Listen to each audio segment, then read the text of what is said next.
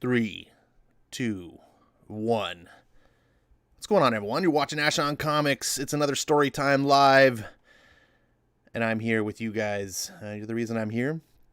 I couldn't really do this if there was no one listening. It would be really awkward. So I appreciate each and every one of you that's here wanting to listen.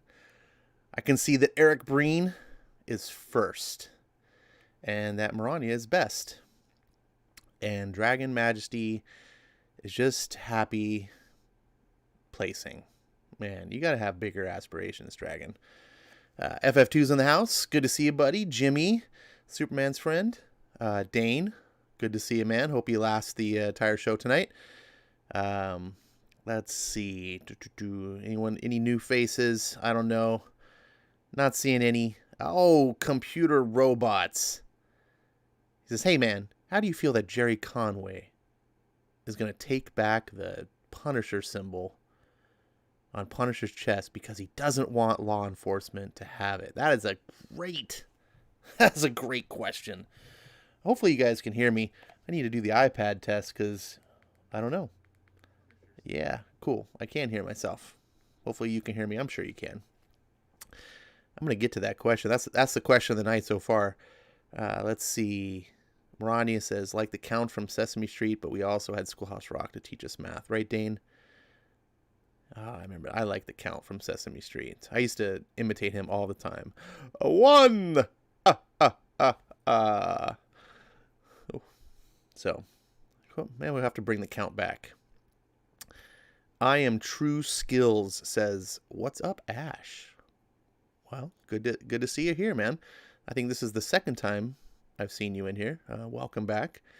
Hopefully you enjoy your stay. Everyone's welcome here. Let's see. And he wants to use the skull symbol for Black Lives Matter movement. Yeah, I saw that and I almost did a video on it, to be honest. Maybe we'll talk about that.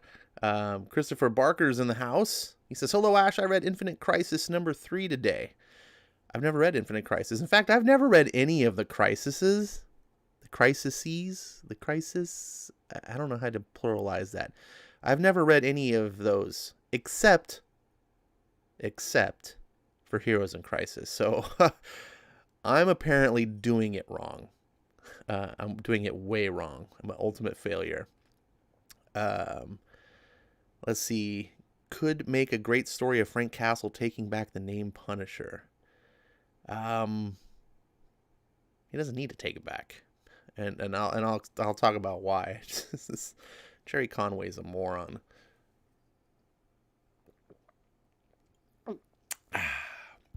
I am drinking a nice frosty beverage tonight.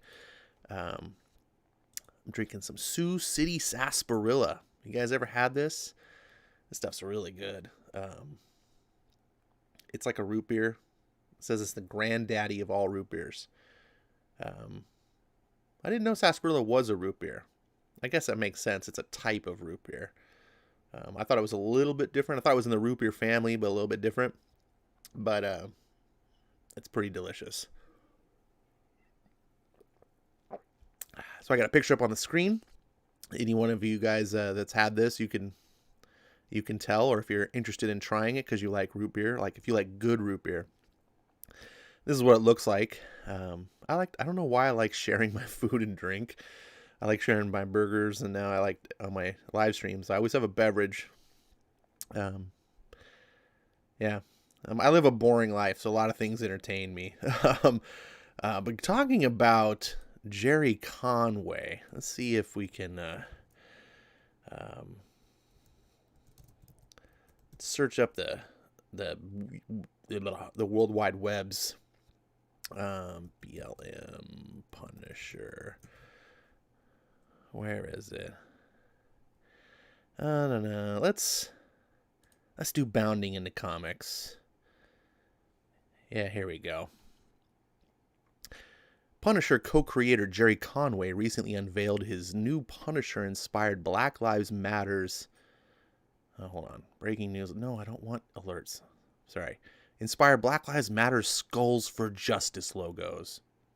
Conway indicated earlier this month that he was looking for young comic book artists of color to reclaim the Punisher symbol because he viewed it as a symbol of lawless police oppression.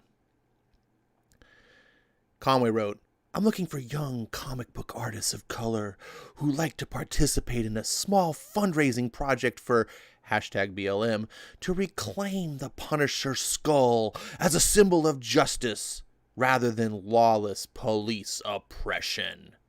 Here you can see his tweet. Look at that. Oh, look at that stupid picture. So, less than a week after the original tweet, Conway shared his project, calling it Black Lives Matter, Skulls for Justice. Here it is, the project I've been working on with a number of talented young and not so young artists. Black Lives Matter, Skulls for Justice. And then he shares a link here. For too long, symbols associated with the character I co-created have been co-opted by forces of oppression to intimidate Black Americans. Oh, jeez. Despite the fact that there's zero evidence of that claim. Zero. Zero. There is zero evidence that the Punisher symbol has been used to oppress black people. And anyone that's listening, if you say, Ash, you're totally wrong, by all means, share it with me. I'm not one of these people who just has to always be right. I want to be right, but I want to be right because I have the right information. So if you can find any proof or even evidence whatsoever that the Punisher symbol has been used to oppress a black person, please send them my way. My DMs are open on Twitter, or you can put it in the chat. There's a possibility of missing in the chat. I pretty much watched it. My chat's not that busy. Yeah, so this is what it is. I'm trying to scroll down. Look, hold on. We gotta see some of these juicy tweets. Black Lives Matter LA says, "This is why we need to defund the police." Remember this tweet here about we need to defund the police. I'm going to get to that in a minute too. Black Lives Matter LA also tweets, "We don't want to hug the police. We don't want to kneel with the police. We don't want to meet with the police. We want to defund the police." Well, a year ago, and the videos are still on the interweb, so we actually have plenty of videos where you actually want to murder police. And actually, there are dead policemen that were murdered in Black Lives Matter name. So not only do you want to murder police, you have murdered police. So you're a hate group. But Jerry Conway doesn't care about that. Jerry Conway wants to make sure the Punisher symbol is given to thugs who want to murder police. Because, he's a caring individual and he hates oppression. On the campaign page for each of the shirts, Conway again describes the Punisher logo as a symbol of oppression. He writes, "For too long, symbols associated with a character I co-created have been co-opted by forces of oppression to intimidate black Americans. This character and symbol was never intended as a symbol of oppression." He adds, "This is a symbol of systematic failure of equal justice. It's time to claim this symbol for the cause of equal justice and Black Lives Matter." The first design has been purchased 112 times. And raised $1,230. Are you selling them for $10 a piece? Am I seeing that right? The second design was purchased for, oh, that's nice, that's improvement, 417 times. Apparently less than $10. The third design was purchased, he's cracked 1,000 and raised 19. Wait, did you sell this one for more? Why does it raise more money? Oh, well, whatever. This is the first one that I saw, and I just this is a joke. Just a joke. And the fourth design has been purchased a whopping 157 times. Go figure. Black Lives Matter is not interested in the flower power and the rainbow. What do you make of these designs? What do you make of Conway's comments? Do you plan on purchasing any of them? No, I don't plan on purchasing any of these. This one's terrible. Look at this. It's just the Punisher logo, and they just put Black Lives Matter. They're just co-opting stuff. This is whatever. This one's kind of cool. I like this one. This one looks like traditional Punisher. This is exactly what the military would do. They just put Black Lives Matter. I'm sure. Here's the funny thing is, they probably just paid some artists and they just went into Word and typed, was that Times New Roman font black? This is so stupid. They can't do anything good. Okay, that's done with the mocking. So to the real question about what do I think of this. Now, let's go back in time and remember what the Punisher was when he was created. Not what the Punisher is today. Not how society is today. Not how the police and the military like the logo. Let's go back in time when the Punisher came on the scene back in the 80s. He was a villain who murdered people. That's what Jerry Conway created. Jerry Conway created a character that was a murderer and a villain. He killed people. So Jerry Conway now is like, oh, we got to reclaim him from the oppression and justice and equality. Punisher wasn't about, I mean, he was kind of about justice, but he was about a sick form of justice, right? Punisher was a caricature of vigilantism, which was, I don't want to say it was a big deal, but it was sort of like, it was a big part of culture in the 80s, right? Eric Breen, I'm sure Ronnie remembers. Do you remember like Guardian Angels? Like the group, there was it was like a gang. It's like an organization called Guardian Angels. I think they were predominantly in New York. And they used to kind of do vigilante justice, like to kind of clean up the streets. We had movies like Death Wish, although I think those started in the 70s, but they carried over in the 80s. Die Hard. We had all the, well, I guess he was an ex-cop, wasn't he? Die Hard.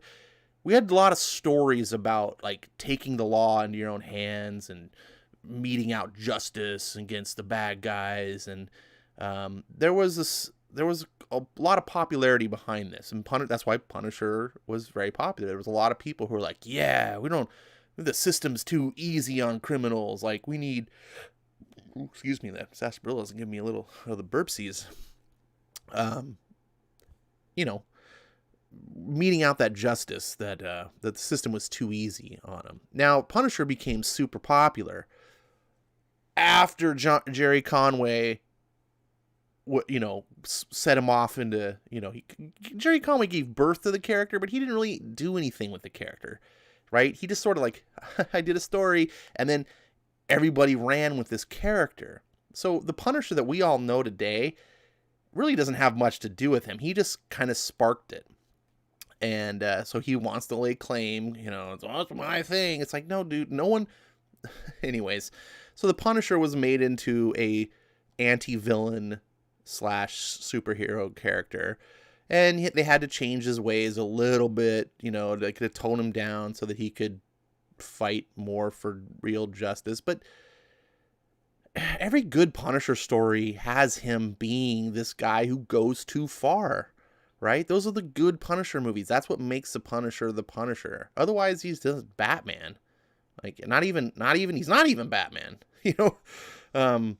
and I think it's just ludicrous that Jerry Conway would take and say, "Oh, a villain needs to represent Black Lives Matter." It's so ironic and so self-unaware that the character Jerry Conway created, the bad guy that all the superheroes were against, is now the thing that Black Lives Matter, the symbol for Black Lives Matter.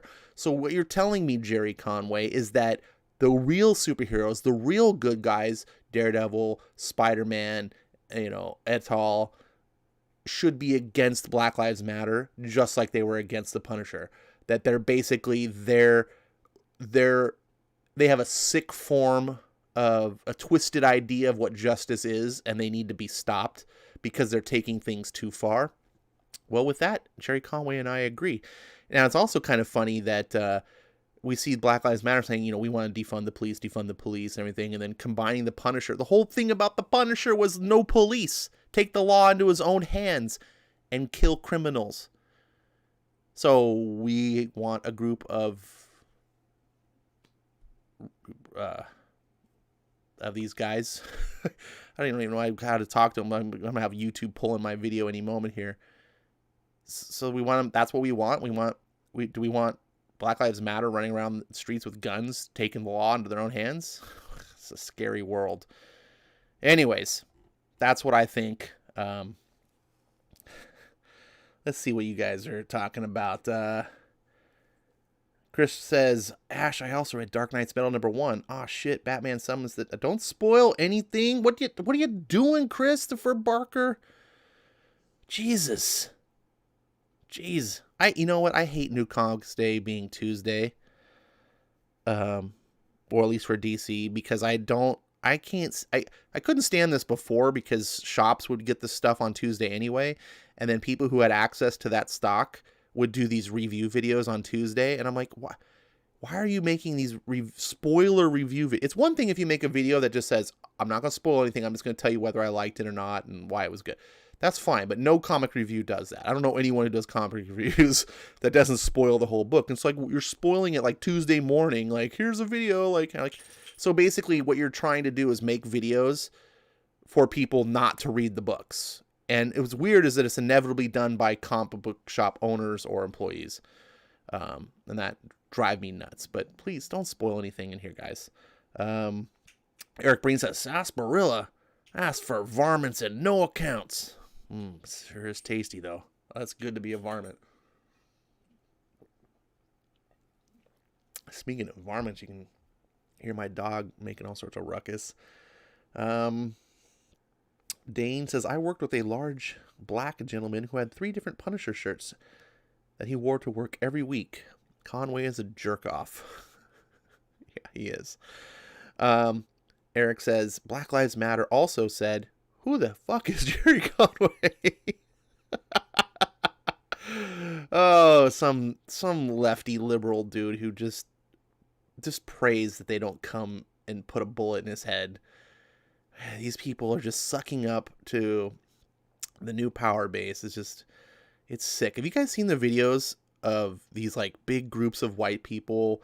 Like, it's almost like they're like in a cult seance and they're all, like raising their hands and they're all chanting like their apologies for their race and all this stuff. And the video I saw, it's like got a black guy like leading them and like they're repeating after him. And it's one of the most cringe inducing and yet sickening, disgusting displays I've ever seen in my life.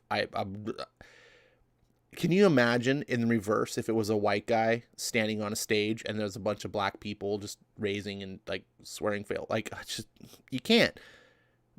And that's what a logical person does. We go, hey, how does this work in reverse? How does this work in other scenarios? Oh, that's sick. If it's not applicable to everyone, then it's not good, right? Can you imagine like a bunch of white people and they have a bunch of Jews doing that? Like, no, it's wrong. Everyone with half a brain cell can see how wrong it is, but it's trying times. Dane says Guardian Angels are still active. I did not know that. I don't know how you can be active as a Guardian Angel in this day and age. I have not seen them in decades. If they are, it must be super small, like not nearly to the levels it was in the 80s. Eric says, actually, the Punisher was duped by the Jackal into thinking Spider-Man was a murderer. That's why he was going after him. Well, sure. Okay, yes, that's not to say why did Punisher wasn't only existing to go after Spider-Man. It's just Spider-Man came under the Punisher's crosshairs because Punisher thought Spider-Man was a guy who needed to be dealt with. And the way that Punisher deals with people is not to sit him down, have a talk, and, rehabilitate him. It's put a bullet in his head. Doug says, how about property rights matter t-shirt with the Punisher logo? Yeah. I was thinking that same thing. I was like, did Jerry Conway, I don't know if Jerry Conway's got permission from Marvel. But then again, he doesn't use the word Punisher, right? And that's kind of the thing with the logo itself. And that's why, police and the military and lots of people use this logo. I don't know how well that logo can be protected as a, copyright symbol. If you're just using an image, and especially, look, let me scroll around here. Where was it? I think it was down. Look at this symbol. That's not, it's close. We can recognize that it's close to the Punisher symbol, but it's not exactly, you know what I'm saying? So you can do these like deviations of it. And we see this all the time. We see this all the time, right? With these t-shirts they just use imagery, but as long as you don't like use the name, like the Punisher, and have the font and everything, like that's where you're breaking into copyright infringement. I don't know.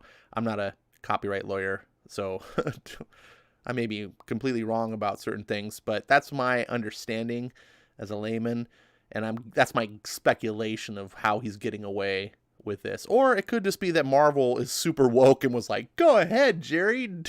It's for BLM. Whatever you need, buddy. You just do it. What boots do we have to lick? Let's see. Once he found the truth, he hacked off the assignment. Punisher was Marvel trying to do their version of the Executioner novels by Don Pendleton. Perhaps. Conway's next project is George Soros and the Antifa League. Oh my gosh. Let's see. Computer robots. Did you get my previous comment on me saying that I think the Black Lives Matter movement failed black people and George Floyd in so many ways? No, I didn't see that previous comment, but you're right. I mean, that to me is obvious to anyone who's paying attention. Listen, Black Lives Matter started during the Obama administration, right? It started when Trayvon Martin attacked George Zimmerman. Was it George Zimmerman? Yeah, Zimmerman. George. It was George, right? I know his name was Zimmerman. I think his first name was... Anyways, Trayvon Martin attacked George Zimmerman. George Zimmerman was armed. George Zimmerman shot Trayvon Martin. Trayvon Martin died from the wounds that he got shot. Black Lives Matter formed from this when the president went on air with a freaking hoodie and decided to basically push racism in America. Black Lives Matter is a Democrat front. It is... I don't have the stuff in front of me, but I've seen evidence of where the donations... there's like a shell company over Black Lives Matter, and if you donate to Black Lives Matter, the money then end up going to these other funds. And if you look that up, you'll see, and it's ridiculous. Furthermore, Black Lives Matter, up until this point in time, has been a group that has caused nothing but hostility, fear, and hatred. They run around chanting that police need to die. People go and kill police shouting Black Lives Matter, name, like Black Lives Matter, kill, kill, kill. To me, if you call for the death of police and then people kill police shouting your name, you're tied to that, right? It's like if I say, hey, Eric Breen, you really should go kill that person. And then Eric Breen goes and kills that person. I'm connected to that. Even, I can't be like, well, I didn't know he's going to, especially if Eric goes, this is for Ash. Ash has had me do this. It's like, I'm a complicit. But now all of a sudden today it's George Floyd. Now look, I don't make light of George Floyd's death, and I believe that he should have justice, just like every person, regardless of your melanin count. Every person deserves justice equally under the law, and that includes Floyd. Now, I think the cops went too far from what I've seen. That's another thing. I don't know the whole story. I've seen the video, and it's freaking horrific.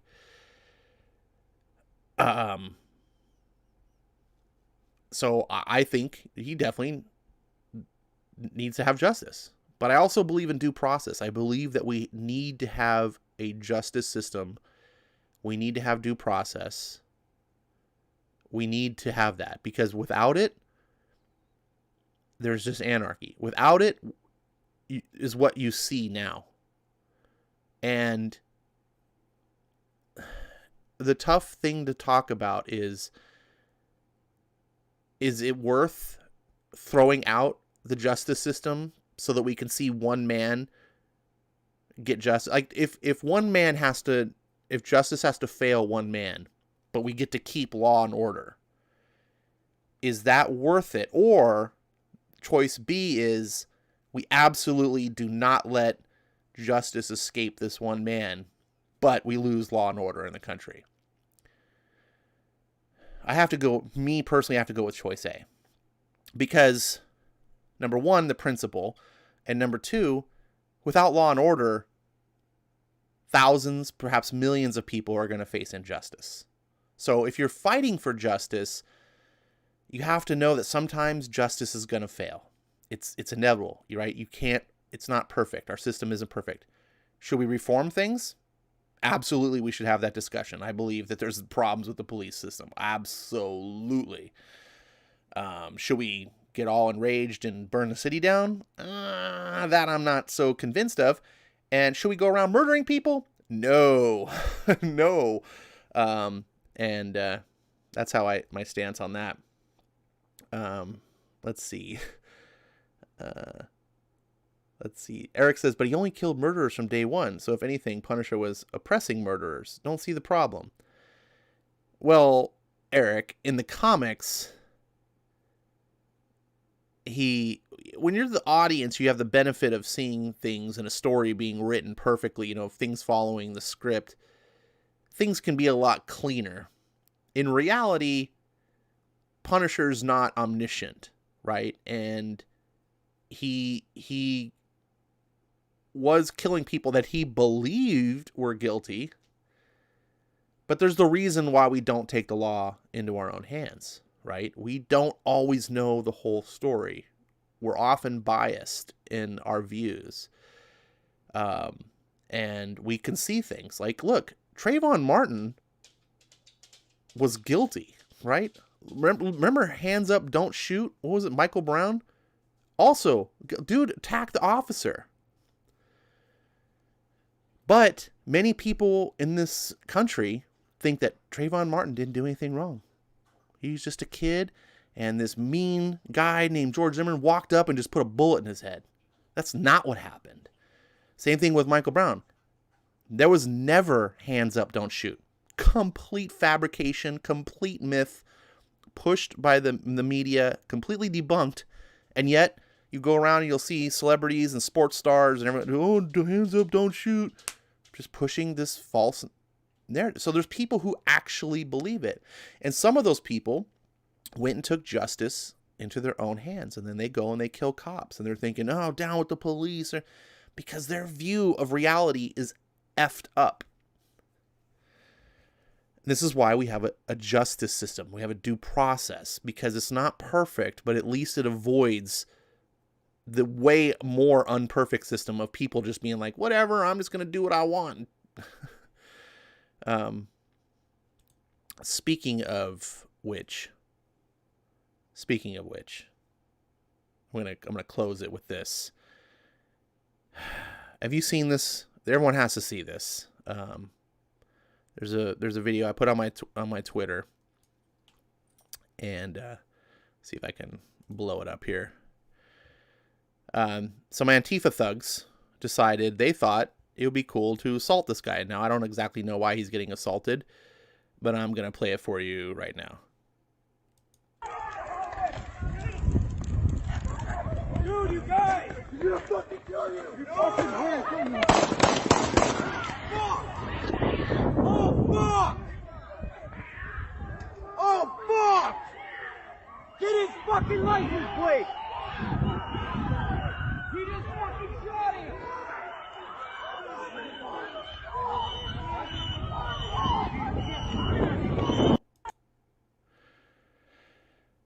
So, as you just saw, this isn't taking the law in your hands. This, in my view, is self-defense. You have a mob of people chasing you in the streets, hitting you with what could be a deadly weapon, a skateboard, blunt object, and shouting, "I'm going to kill you." This is something that we as individual citizens have the right, to defend ourselves. This is what George Zimmerman did.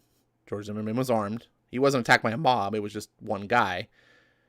George Zimmerman was part of the neighborhood watch. He was patrolling his neighborhood. George Zimmerman, ironically, is exactly what we're going to need when they abolish the police. right? I don't understand what they think is going to happen. Well, Minneapolis disbanded their police department. I don't know if you guys heard this. Well, it's in the process, but they passed it unanimously to debate.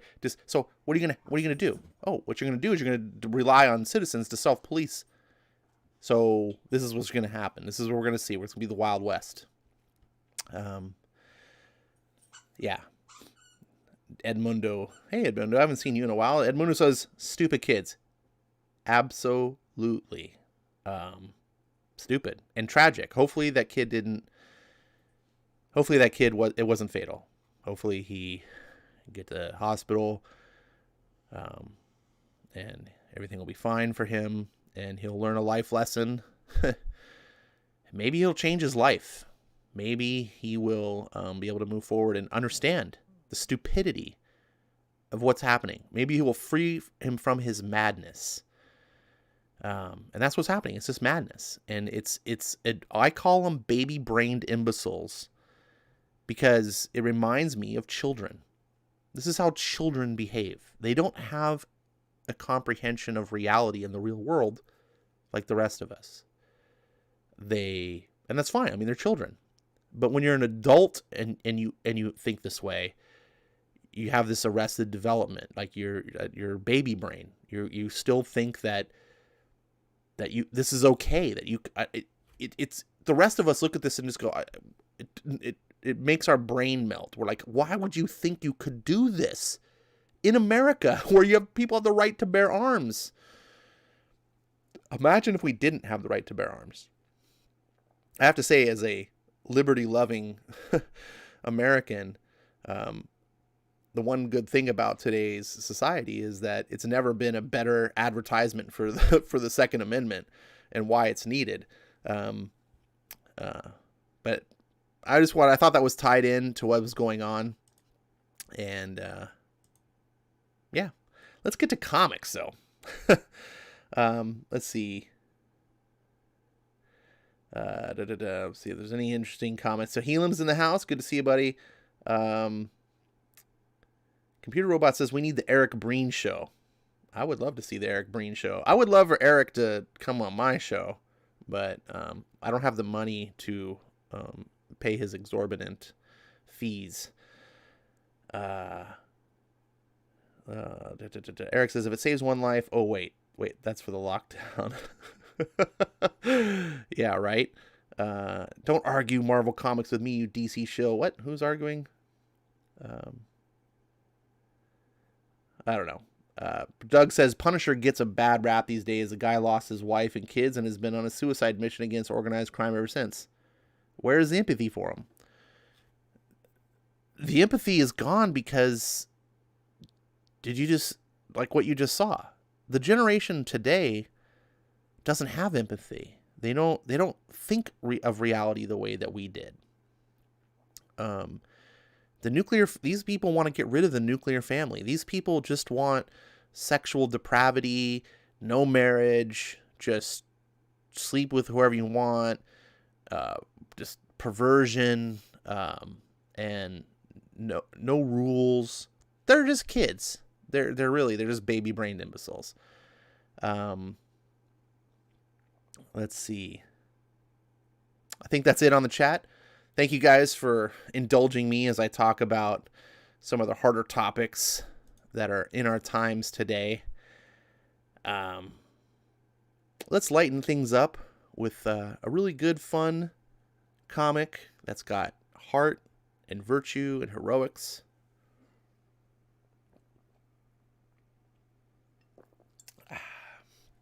Damn, that's some good stuff. Superman, Man of Tomorrow. Digital firsts after the print. I love making fun of DC for that. This is by Robert Venditti, Paul Pelletier, and some other people. I only care about the pencil and I only care about the pencil and the writer. Here we go. Supervillain threat neutralized. LexCorp is keeping Metropolis safe. Safe? That guy stepped... Wait, That guy stepped in to keep me from getting shot, and you killed him. What makes a city? Conclusion. Supervillain, threat detected, crime, robbery. Supervillain? All I did was dine and dash. I'll pay. Here, take everything I got. Guess people can have a change of heart. Mr. Kent? Help! Someone's hurt! Help! I'm in nursing school. Who's hurt? Mr. Kent, he was right there.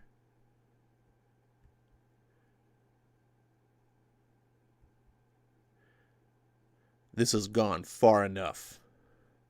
Lex Luthor's anti-supervillain measures are a danger. I'm putting an end to them. Yeah, you go, Superman. You sure he was hurt? I don't understand. I saw him. You did the right thing, ma'am. You all did. Thank you for offering to help. I rushed the injured man to the hospital. Superman, thank heavens.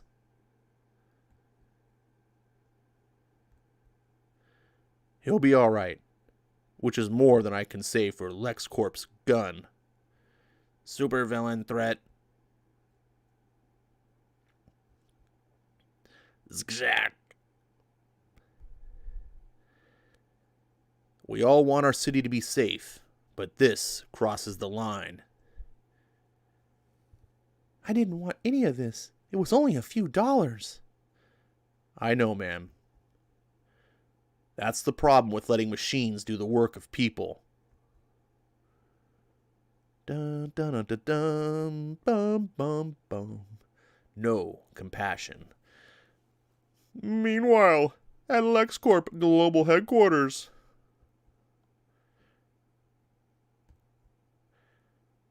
An alert in the downtown sector. One of my security assets. Destroyed. Someone owes me for the replacement. I might have known. You're outdated, Superman. Yesterday's model. Metropolis belongs to me. Supervillain threat detected. Crime, destruction of property.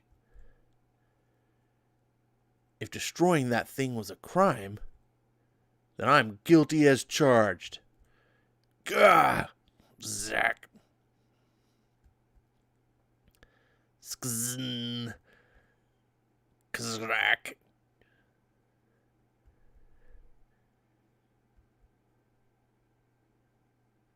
At the Daily Planet. Going home already, Lane? It isn't even past dinner time. There's nothing much to report, Perry. LexCorp's contact with the city has cleaned up all the supervillains. Supervillains? So why are LexCorp's guns shooting Superman? Zach. Yeah.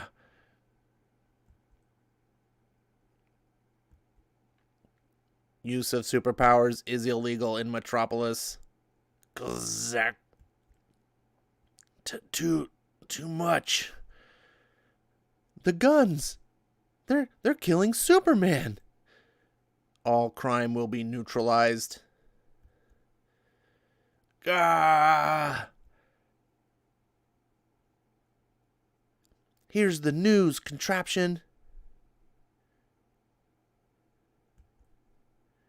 You've been edited. Oh, man.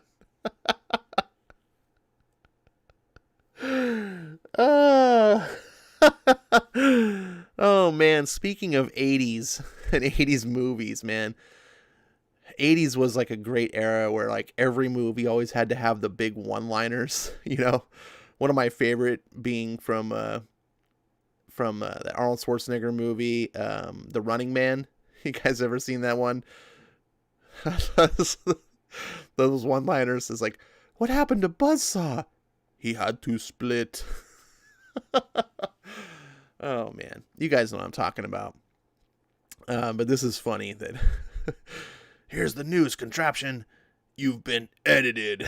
Like, this is totally how an 80s would be. Listen up. Superman always takes care of us. He shows us how to take care of one another. It's our turn to take care of him. This is our city. For Metropolis. For Superman. Yeah. Kazak crack. Swack.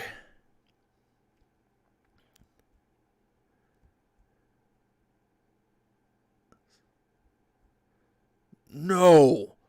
Those cretins think they can counter my weapons? You risked your lives for me. You've done it plenty for us, Superman. Just returning the favor. Superman.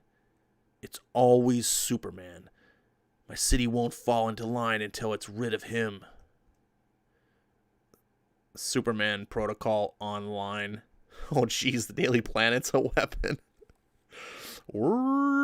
Check. Clunk. It's a cannon. That's my building. What kind of megalomaniac does that to another man's building? The bigger question is, what kind of building owner doesn't realize that someone replaced the giant globe on it with a cannon? Like, we're how did they construct this without anyone knowing? It's like, oh well, it's just comics. That cannon was designed by the smartest person on the planet for the sole purpose of killing you.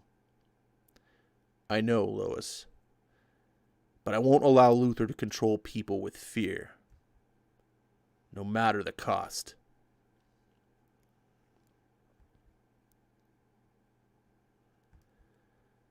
Neutralizing Superman. Zero. Gah!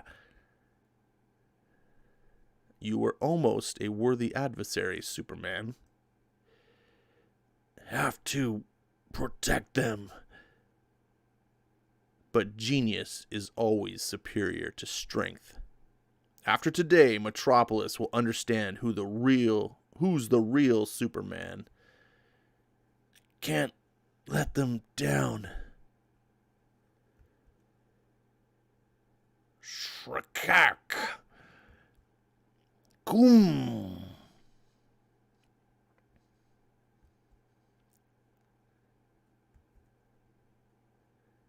Wah-wah. I guess we're gonna need a new globe.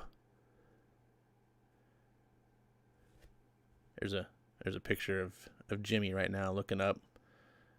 It's like as if Bendis was looking down at him. Get it? I made a Jimmy joke. It isn't possible. Best get out of your bathrobe, Luthor. I'm taking you in. How did you survive? You look at Metropolis and you see buildings and streets, real estate. People are what makes this city. I remembered everything the people of Metropolis have done to inspire me. I found more strength than I ever knew I had. All the smarts and money in the world are nothing compared to people looking at after each other. We'll see. The next day. Mr. Luthor, have charges been filed against you? Don't be preposterous. I'm the victim here. I have a legal contract with the city and spent millions to keep Metropolis crime-free. Is Superman under contract? Does anyone even know his real name? He operates with no legal standing whatsoever. Superman and a mob of sycophantic hoodlums destroyed everything I built. I look forward to my day in court. Do you think Luthor will get away with it, Miss Lane? Money usually does. He can pay for all the lawyers he wants. My money is on Metropolis. Dun dun dun. The end. Well, that was a nice, cute little story. Hey, look, there's an issue 7. I have to put that in my cart.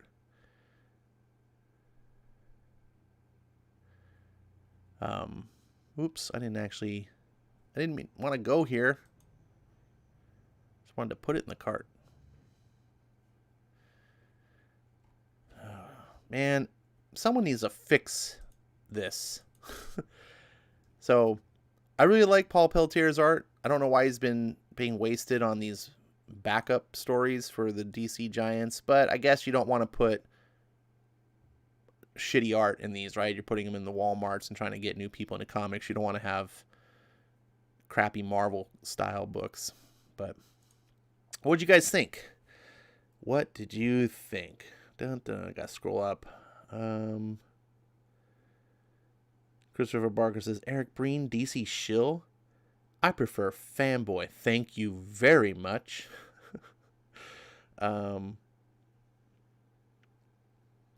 Chris says, comics? But we enjoyed what you were talking about. Just kidding. Well, thanks. Just kidding that you enjoy comics, or just kidding that you enjoy what I was talking about?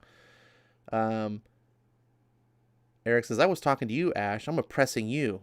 Now I feel bad. I'll get you one of Jerry's Punisher shirts. Oh, jeez. Oh, man.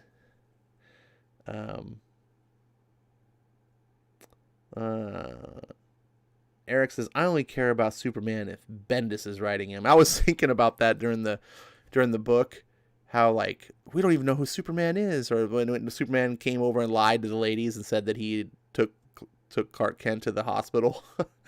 And I was like, wow, why don't I find out when Bendis shares his identity with all these people and be like, Superman lied to me. Oh, God. What has Bendis done?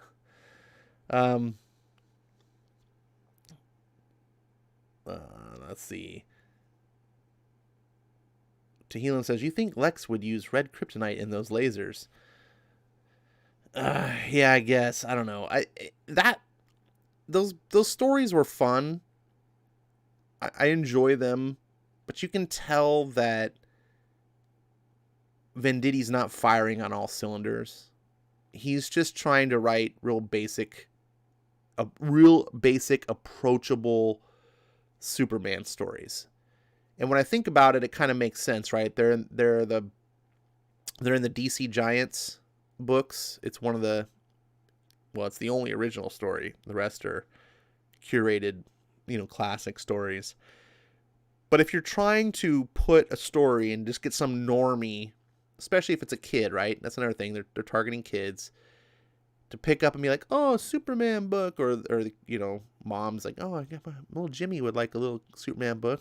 Like, you want it to be very approachable. You don't want to put like a Bendis story in there. You wouldn't even want to put, the Tomasis. Like, you don't want to put anything like sophisticated that requires you to know all this stuff. You just want a real basic, there's a bad guy and Superman's got to stop him.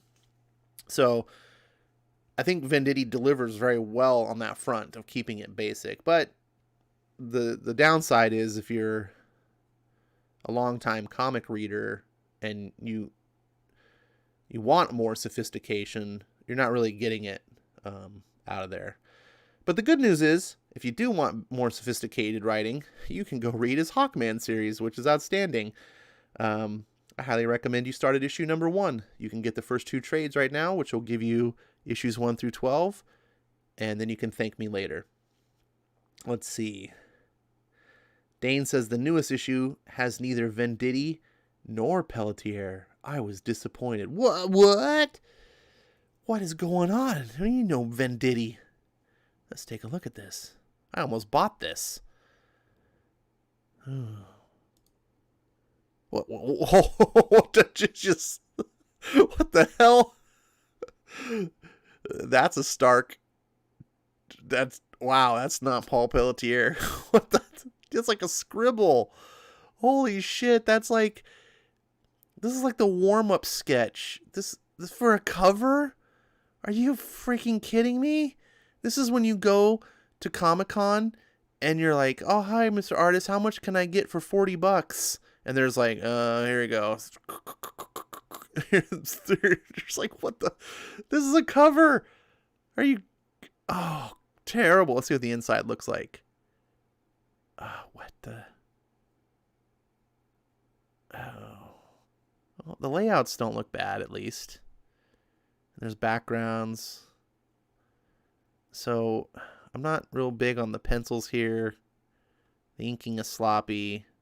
Oh, this is not good.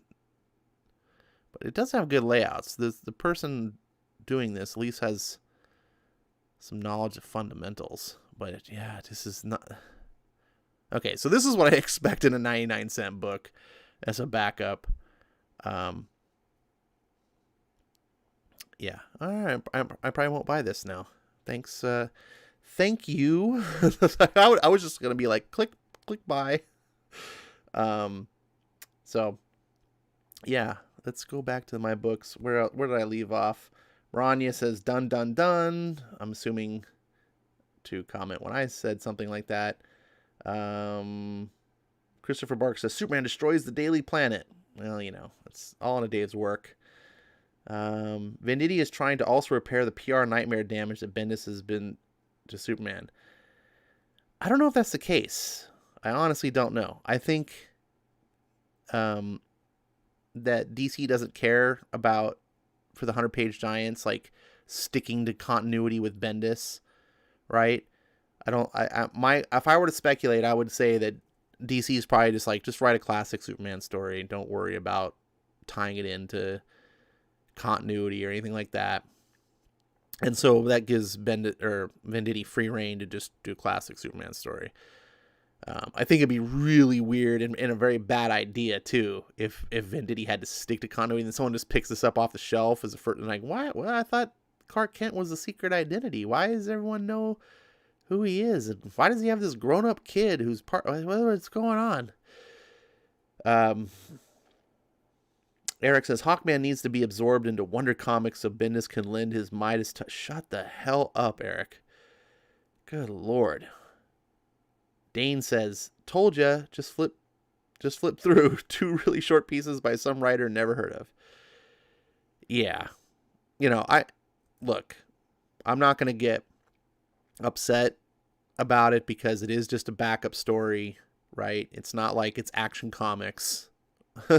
So this is where your up and comers, your little new artists, you know, writers, you got to start somewhere. So I'm okay, but I'm glad that you told me, like, so I could not just buy it and be like, what the hell is this? So yeah, kind of want to get it to read it. Is it cringy? Is it one of those things that's it's gonna be like fun to roast? Is it bad? Because that could be fun too. I really wish I could read Bendis Superman on here. Oh man, that would be fun times. That would be fun. So last time on Ash on Comics, we were reading Invincible, and it's about a boy whose dad is a superhero, and he inherits his powers. We don't know why his dad has powers. He's got them. He's decided his name's going to be Invincible, and he's going to be a superhero. It's pretty basic. The art is real basic. Look at this 3D model here of this car. But what are you going to do? It's an indie book. It's like 17 years old now. Netflix is doing a series on this. It's an animated series. But so you can come in here if you have not ever read Invincible before. You're going to get the first story arc. We're going to learn it together because I've never read Invincible either. So I'm coming into this cold. And tonight we are starting with chapter 2. Edmundo says Green Lantern 76 is free in Comixology. Really? Really? Let me see here. Green Lantern 76. Is it just Green Lantern 76? Or is there like a slew of them?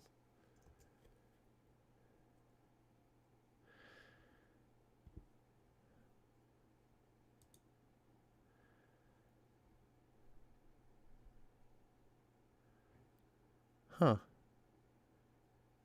Yeah, interesting. I wonder why that issue is free.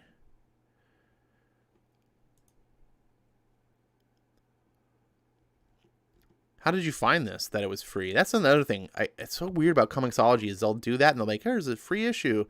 But they don't like advertise it. They don't have a space where you can find it and be like, oh, I will just come across randomly in searches and see an issue and be like, it's okay, it's free. I guess I'll just grab it.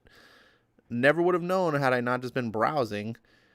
76. Yeah, that's the only one. Uh-huh.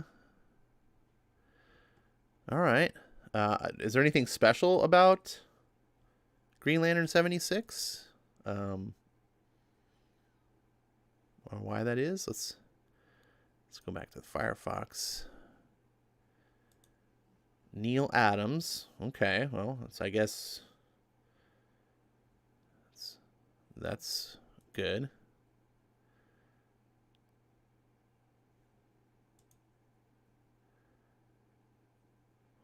Wait, I added it to my cart in another browser. Apparently Comixology can't store information from one browser to the other. It's not server-side storage? Jesus. All right. So normally it's $1.99. Today it's free. Proceed to checkout. Oh, it's Green Lantern Green Arrow.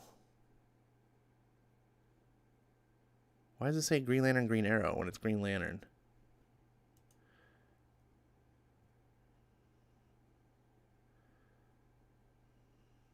Or maybe that's what it is. Maybe that's the first Green Lantern Green Arrow.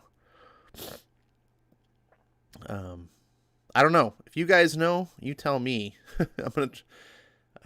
Eric Breen is supposed to be my expert here, but he's off popping pills and going nutso in the chat. I remember Eric Breen when he was sober and he didn't get on drugs. Put Rucka on Hawkman and let Lois Lane boss him around. No, if you put Rucka on Hawkman, then a Hawk woman become a lesbian, and then would she have a relationship with Hawk Girl? Will they both be lesbian? Are they related? I don't. Does anyone know who Hawk Girl is in relation to Hawk Man and Hawk Woman? I don't understand. I still don't understand that. I don't know who Hawk Girl is. Is she related, or she's just some person with wings? I don't know. But let's get into the main event. I hope you guys, if you've been drinking a nice frosty beverage like me, make sure you go potty before you go to bed. Grab your blankie, turn your nightlight on. Tuck yourself into bed, and let's listen to a bedtime story by Ash on Comics.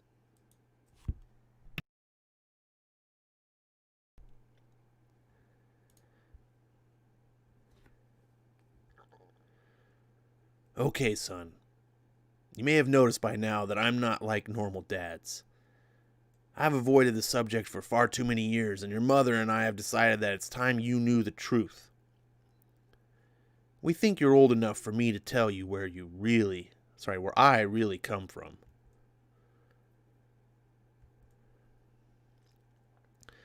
Billions of miles from here, out in deep space, is the planet Viltrum, a cool blue oasis alone in a solar system much like our own. I was born on this planet. Its people are not completely unlike humans, although they and I have abilities in addition to what humans have. We can fly, move at super speed, and possess great strength by human standards. Viltrum was a planet that had achieved a perfect global society. There was no illness, no murder, no war.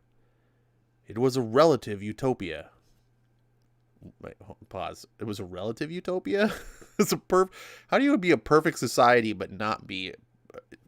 It's all relative. We're just kind of a utopia, but all...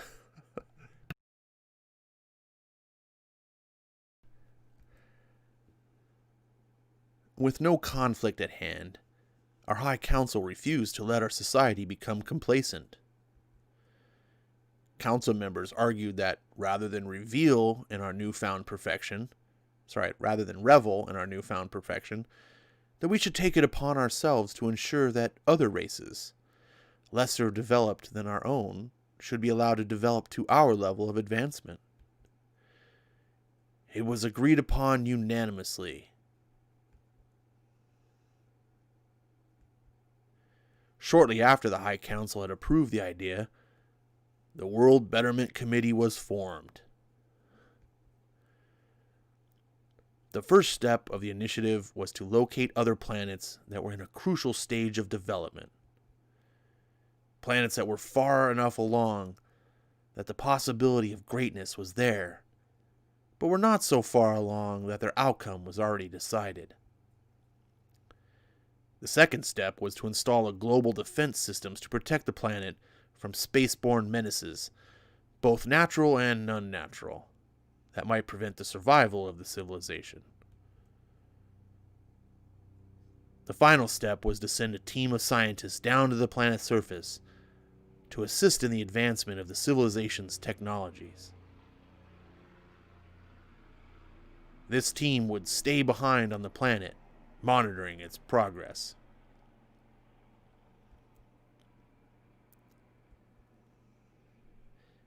Word traveled around our planet about how much good the World Betterment Committee was doing. Soon it was the most popular profession on Viltrum. Of course, when I came of age, I signed up for duty. I was on the search committee. My job was to locate and suggest planets that might be eligible for our interference. By then, the operation had been expanded and perfected. I was stationed on a mobile base that traveled from planet to planet as we discovered them. I was in my 3rd year of service when I discovered Earth. I convinced the committee to do a physical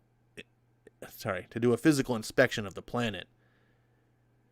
During the long journey to Earth, I used our long-range sensors to study the planet and the civilization that lived there.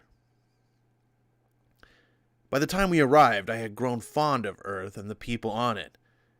I was fascinated by the achievements they had accomplished in such a short time. I pleaded for authorization to add Earth to our betterment schedule, but it was deemed too crude and not developed enough for our interference. I refused to give up and offered an alternative solution. I volunteered to relocate to Earth and be its sole protector, dedicated to the survival of its civilization. Due to Earth's location in such a remote area of the universe, I was warned that there might not be any chance of returning. I went anyway. No amount of research could have prepared me for what I would experience on my arrival. Earth was a vibrant nest of individuality. I marveled at the people I saw as they scurried about their daily lives. It was there among the people that I instantly knew I had made the right choice. I might have forgotten what my mission on Earth was, if I had not been so abruptly reminded. With my mission clearly at hand, I went to work. The people of Earth needed someone to keep them safe, and I was here to protect them.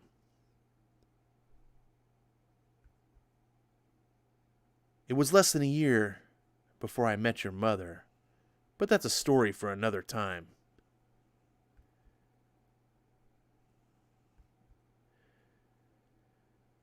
I know this is a lot to take in at one time, but you're old enough to know the truth, and unfortunately, I'm not done yet. On top of all this, there's more. You see, you're getting older, son.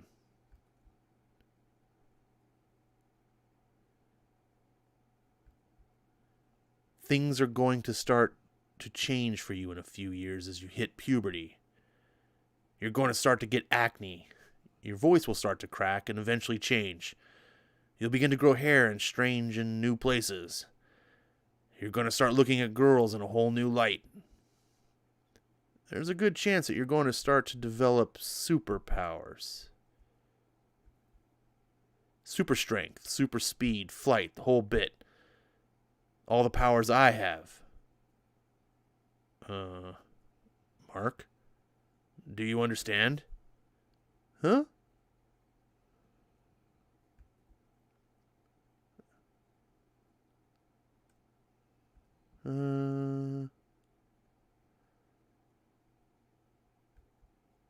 Wow. I'm gonna be able to fly?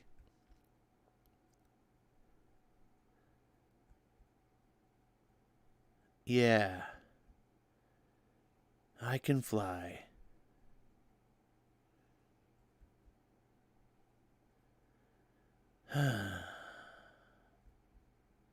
Screw this. Whoosh.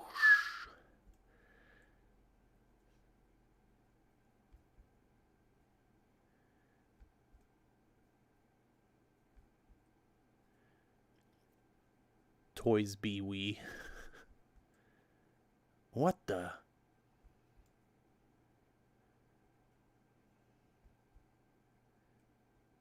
Is he stealing game boxes?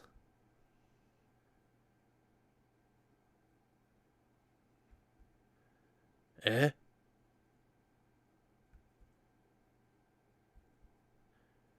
Back off! Bow!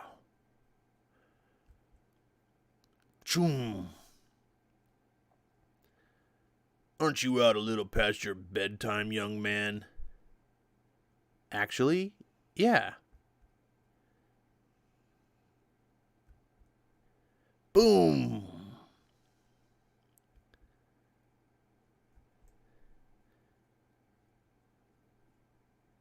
That was a BB. You don't want to see what I can do with a golf ball. Now, who started it? Sorry, that was a BB, not a BB. I didn't understand what that was at first. BB golf ball, I get it now. Okay. I'll give you one guess. Scragoom!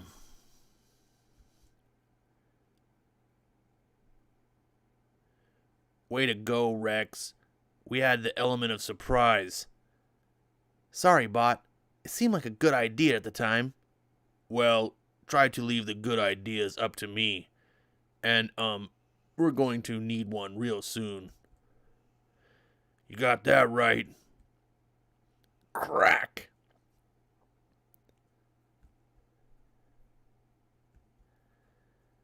Wow. Never mind. Nice job, kid. I'll have another vehicle sent to us by remote. Kate, pull our friend Mahler out of the way so we don't attract too much attention. Nice costume, man. Sorry. There wasn't a phone booth handy. Do I know you? You know, you do look familiar. Well, our ride's here, but I can see that a brief introduction is needed before we depart. We're the teen team. I'm Robot. You've met Adam Eve. That's Rexplode, with Duplicate rounding out the team. And you? I mean, Invincible. Cute. Nice to meet you. See you around.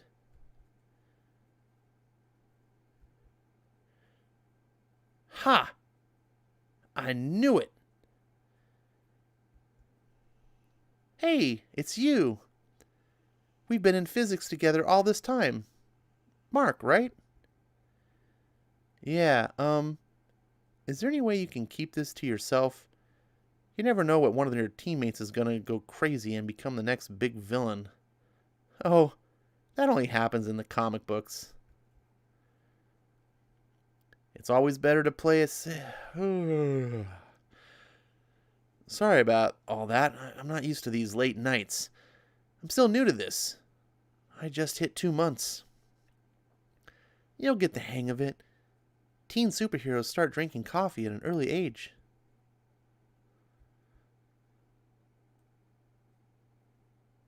Listen, we're following up on the incident from last night today. You're welcome to tag along if you'd like. I'd love to. Hey, are we going out here? Wait, sorry.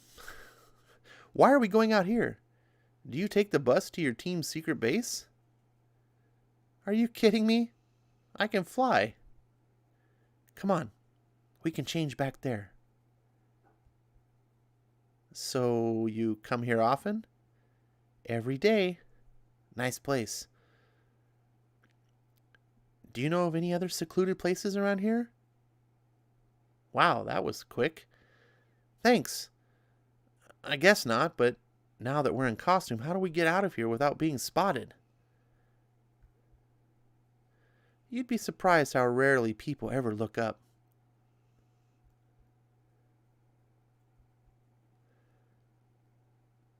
A bridge, huh? You're late. I'll assume that's our new friend from last night with you. Good. Oh, and he's wearing a much nicer costume. Kate and Rex are out on another mission. He'll be of good use tonight. Speaking of which, if you had gotten here 3 minutes later, I would have had to do this alone. Come on. I erased Mahler's memories from last night and left him close to the toy store he robbed. He'll be disoriented and will more than likely seek out familiar ground. My hypothesis is that he will lead us to his base and we'll be able to figure out what his plans are for his video game systems were. I've been tracking him from here, but we need to be on site when he arrives. I was afraid I was going to have to leave without you.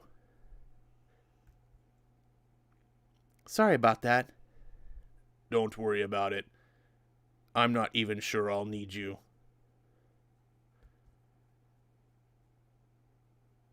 There he is. Huh?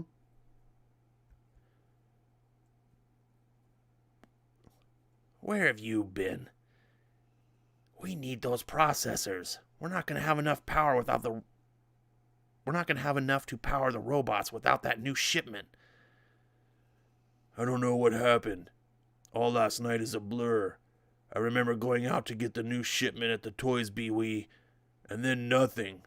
So I came back. I don't think you realize how important our work here is. We badly need those extra processors. That shipment is already in stock by now, and they won't be receiving another for nearly a month.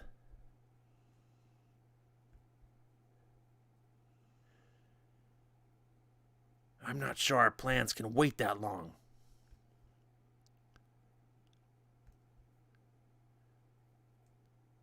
I think we've heard enough. Keep the other one from activating the robots. I'll deal with this one. What makes you think we need the robots to defeat you? Let go. Crack.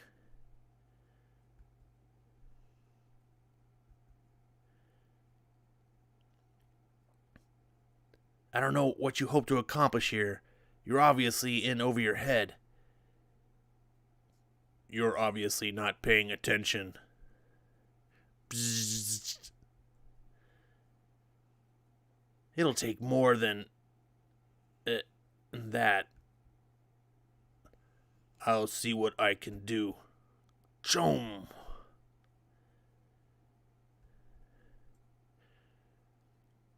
Thanks for the help, Invincible. You seem to be a pretty useful guy. Think you might be interested in staying with us? I'll think about it. Is it always this easy?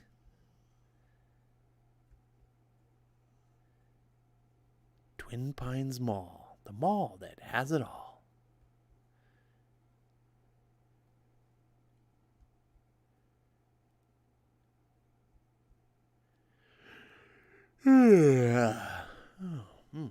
Where am I? What the?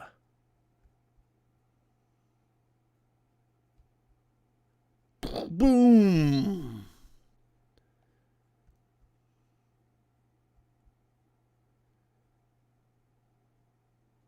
And that is the end of chapter 2.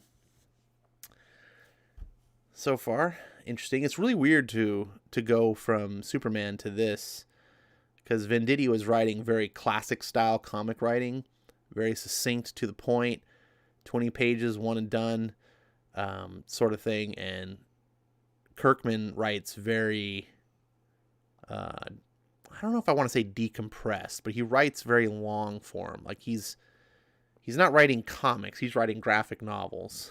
So, let's see. Eric Breen tells us Green Lantern 75 was the first GLGA. 84 and 85 were the drug issues. Originally, Hawkgirl was Carter's wife. Hawkwoman was from the Hawkworld stories. They've tampered with his origin so many times I don't know who's who anymore. Let's see. Dane says the new series supposedly straightens all that stuff out. I haven't read it. Don't tell Ash. Well, the Hawkman, the new Hawkman series adds new detail to Hawkman's origin in issue 7, which is really cool. And it really establishes the connection between Hawkman and Hawkwoman. And they reincarnate through time together. And it's kind of like that movie. What was the name of it? Hancock. Very underappreciated movie. I love Hancock. Maybe that's why I'm really liking the Hawkman stuff. But how there was sort of this deeper connection between these two immortal characters, and they end up finding themselves throughout time. And Hawkman has a similar story, and I really like how it's done in Hawkman.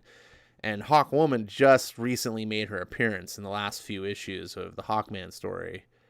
So Venditti's kind of been taking his time in doing this. But meanwhile, I can tell for sure that whatever her name, Hawkgirl, Kendra, I think's her name, is not anything to do with this. Like, I don't know who why she's Hawkgirl. I don't know. What I'm thinking, from what Breen's talking about, I'm gonna guess that Hawkwoman used to be called Hawkgirl, because her name. Anyways, that's what I'm thinking. But I still doesn't explain who Kendra is. Eric says it does, and now Kendra Saunders is still Hawkgirl, but I don't know if the same Hawkwoman from Hawkworld. Dane says, to me, it's Shayra Hall. I've never bought into the Kendra thing. If Gardner Fox didn't write it, ain't real. Yeah, Shayra is the one that's in the Venditti story that sparks Carter Hall's transformation. For those of you that have read the Hawkman, you know what I'm talking about, where Hawkman was he was the original Doombringer, and Shayra was responsible for him like turning to good. And it's a cool, powerful story about how love transforms someone and brings them on the right path. He hasn't explained why Shayra reincarnates. We know why Hawkman does. They explain, I don't want to spoil anything, I mean, but that's the whole thing. The story explains why Hawkman reincarnates. I don't know why Shayra does, but they're destined to always find each other. Yeah, and Kendra, I just don't know who that person is. Anyone reading Batman and Outlaws from Brian Hill? I stopped after issue 6. I talked about this in my DC previews video, so I won't talk about it here. Marani says, these people do not know the proper layout for panels. Left to right. The first speaker is at the left of the panel. Yeah, well, this was an indie book, 2003 Image. This was a lot of amateur. Let's see. FF2 says, Dean Barrett, anything on the Hawkman series? No, I haven't gotten to it. I'm way behind. Dane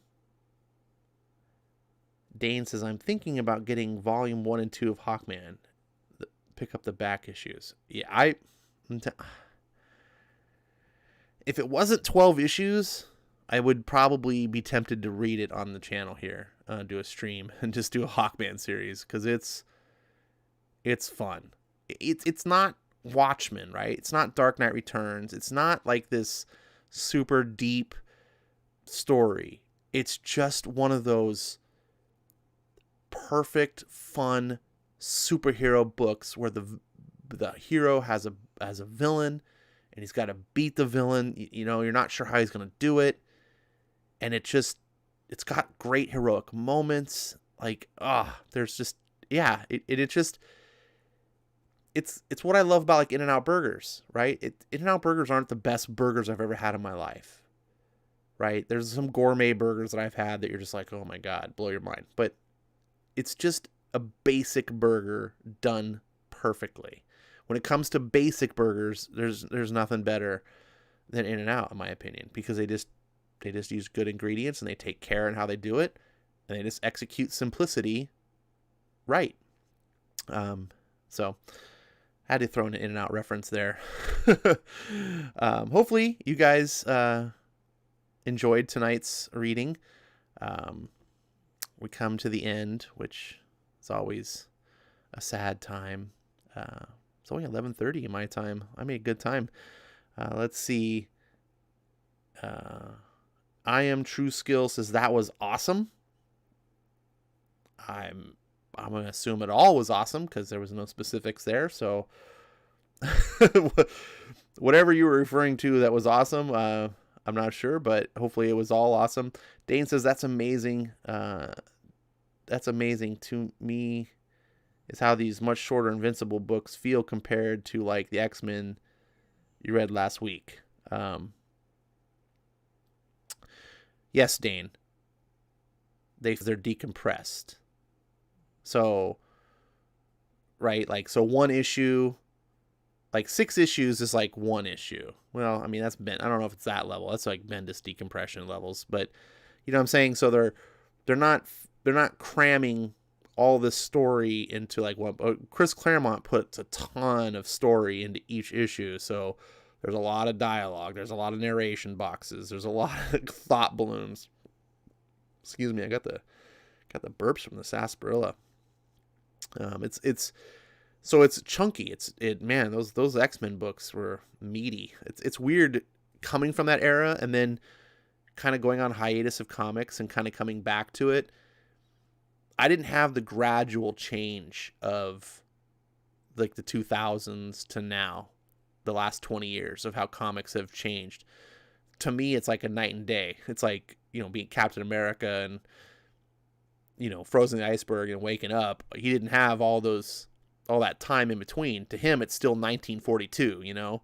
And it's like, that's how it feels to me, like comics. So a lot of this stuff is very stark to me. I'm getting used to it more. And to be honest, some of it's actually wearing off on me.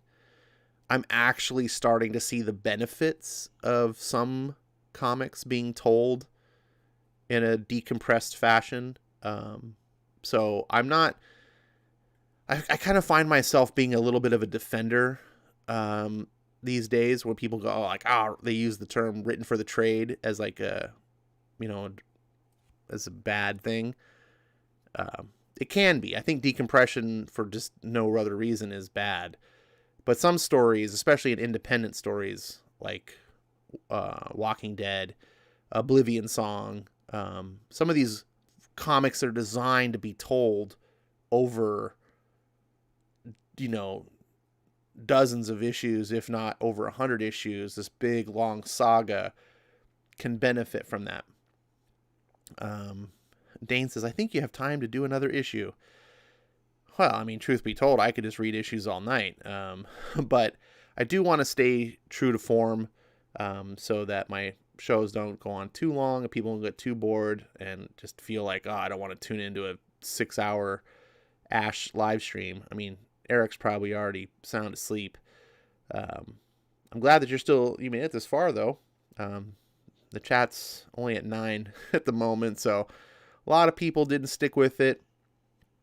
I'm guessing Invincible is not the most popular, but I've been enjoying it so far. It's not knocking my socks off, but it's fun for like a teen comic. Let's see. FF2 says, is anyone caught up to Undiscovered Country? I have not read the newest issue. Maybe I'll do that after the stream. I'll go and read it. I like Undiscovered Country. It's a good series. I'm starting to find I really like. I don't want to say I like Image, because Image makes a lot of crap, but a lot of the books I like the most are Image books. And I think it's just because all the really good writers don't get paid enough at Marvel and DC, so they just eventually go, I'm going to do creator-owned stuff, and so that's where it's at. Guys, I want to thank you for being with me in the chat, hanging out, especially if you're a regular, and I can count on you to help fill the room so I don't feel like I'm talking to no one. I really do appreciate that. I hope you get some enjoyment out of reading these books, talking about whatever various subject matter we talk about. I enjoy it greatly. If you have any suggestions or things that can be done better, things you don't like so much, things you want to talk about, send them my way. My DMs are open. You can come on my Discord. You can leave comments on my YouTubes. I try to read every YouTube comment. I kind of got off the wagon over the whole coronavirus deal when I just wasn't doing really videos. So I might have missed a lot of older stuff, but I started going back and like looking at the recent comments and stuff. Yeah, that's where it's at. Good to see you guys. For those of you who are on the Twitterverse that I follow or follow me, we'll have more discussions, and I will see you Thursday. We'll be doing issue 3 of Invincible, and I'm not sure what we'll be doing for the opener yet. Not sure. So suggestions are welcome. Thank you all.